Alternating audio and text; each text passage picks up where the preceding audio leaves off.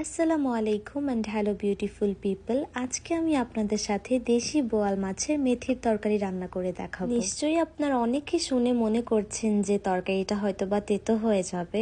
একদম তা না। আজকে আপনাদের সাথে আমি সেই ট্রিকটাই শেয়ার করব যেভাবে করে রান্না করলে আপনাদের তরকারি একদম তেতো হবে না। তো প্রথমত এইখানে আমি আধ ঘন্টা আগেই মাছগুলোকে ম্যারিনেট করে রেখেছিলাম, একদম যে বেসিক মশলাদারগুলো আছে সেইগুলো আর পরিমাণ মতো লবণ দিয়ে। মাছটাকে রান্না করার 1-1.5 ঘন্টা আগে যদি মশলাটা ম্যারিনেট করে রাখা যায় তাহলে মাছের ভেতরে মশলা আর লবণটা খুব ভালোভাবে মিশে যায়। মাছগুলোকে ভেজে নেওয়ার পরে এখানে আমি অলরেডি পেঁয়াজটাকে আদা রসুনের সাথে ভেজে নিয়েছি। তারপরে মশলা কষানোর জন্য এখানে পর্যাপ্ত পরিমাণের পানি অ্যাড করে নিলাম। তারপরে অ্যাড করে নিলাম হলুদ, মরিচ, ধনিয়া গুঁড়ো আর স্বাদ মতো লবণ। মশলাটাকে ভালো করে কষিয়ে নেব। যখন তেলটা ভেসে উঠবে তখন অ্যাড করছি একটা মিডিয়াম সাইজের টমেটো। ঢেকে রেখে টমেটোটাকে সেদ্ধ হওয়ার সময় দেবো। প্রায় 5 মিনিটের মতো ঢেকে রেখেছিলাম। তারপরে এই পর্যায়ে অ্যাড করছি মেথি। মেথিটাকে আমি আগের দিন রাতে ভিজিয়ে রেখেছিলাম, দেখতে পাচ্ছেন, তার কারণে